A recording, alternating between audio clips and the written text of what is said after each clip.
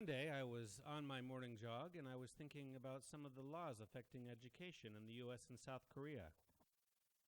I started thinking about the No Child Left Behind Act of 2001.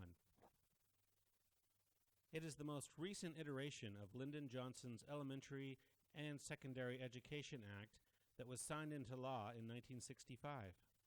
To thousands of young men and women, this act means the path of knowledge is open to all that have the determination to walk it.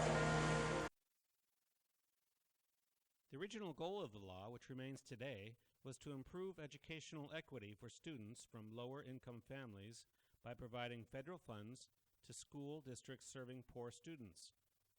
George Bush's No Child Left Behind Act of 2002 covers a lot of ground, but the elements that have got the most attention are the law's requirements for annual testing, accountability, and school improvement.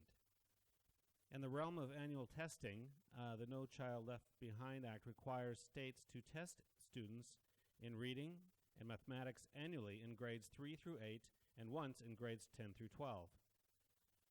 In the realm of accountability, individual schools, school districts, and states must publicly report these test results, and not just the overall results.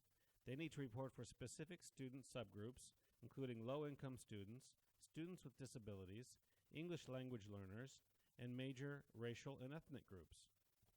Finally, in the realm of school improvement, if schools fail to make progress against state-set goals over a number of years, overall and for each subgroup of students, the law requires states to implement escalating interventions in these schools. Under the No Child Left Behind Act, this includes offering school choice options, tutoring services, and school restructuring. It's time to come together to get it done so that we can truthfully say in America, no child will be left behind, not one single child. The president's nearly $48 billion education plan includes testing children annually to more closely monitor reading and math skills, rewarding schools where grades improve, and punishing failing schools by cutting federal money to districts that don't show progress, and allowing parents of children in public schools that fail 3 years in a row to use tax dollars, government vouchers, to move their children to private schools. But this last part, vouchers, makes Democrats wary. In fact, Mr. Bush didn't even mention it by name. When schools do not teach and will not change, parents and students must have other meaningful options. Democrats say spending federal money on private schools undermines public schools. Some of the positive effects of the No Children Left Behind Act are, one, student scores have been increasing since the law took effect in 2002. In particular, the test scores of minority students have increased the most in this time. Additionally, the overall achievement gap between minority students and the white majority has decreased between 1999 and 2004. The percentage of classes taught by a highly qualified teacher has risen to over 90% across the nation. Some of the negative effects of the No Child Left Behind Act: federal government has consistently failed to provide the amount of funding the program requires.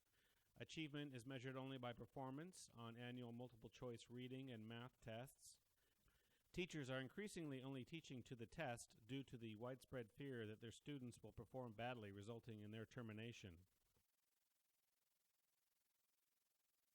Then I started thinking about the Individuals with Disabilities Education Act of 2004. Before the enactment of the original law in 1975, the fate of many individuals with disabilities were very dim. Too many individuals lived in state institutions for persons with mental retardation or mental illness. In 1967, for example, state institutions were homes for almost 200,000 persons with significant disabilities. Many of these restrictive settings provided only minimal food, clothing, and shelter.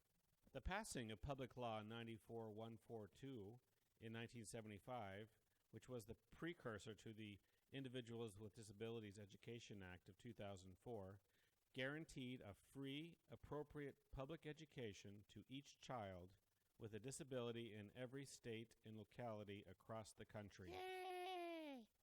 The law served four purposes. 1. Ensure that all children with disabilities have available to them a free, appropriate public education which emphasizes special education and related services designed to meet their unique needs. 2. To assure that the rights of children with disabilities and their parents are protected. 3.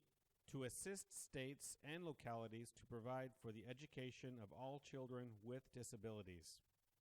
4. To assess and assure the effectiveness of efforts to educate all children with disabilities. Yay! After my morning jog, I had to get ready for my private English lesson. He was a Korean high school student preparing for college entrance exams. I couldn't help but reflect on the history of Korean education and how it affected my current schedule of private English lessons. From humble beginnings only a few decades ago, South Korea now fields one of the most highly educated and skilled workforces in the world. The Basic Education Law, passed in 1949, still provides the core structure of their education system. 6 years of free compulsory education, beginning at age 6, is followed by 3 years of middle school, followed by 3 years of high school, followed by 4 years of college. With this system, within a few short decades, South Korea managed to go from massive illiteracy to topping the global charts in both quantity and quality of education.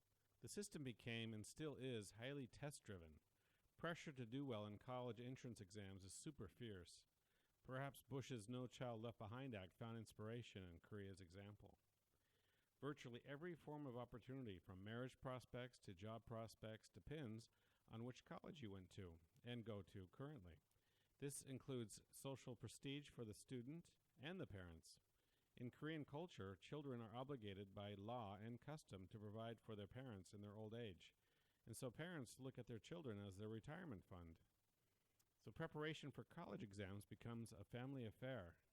South Korea has discovered that its system of education and personal advancement, all keyed to its examination system, has narrowed the scope of elementary school education in destructive ways.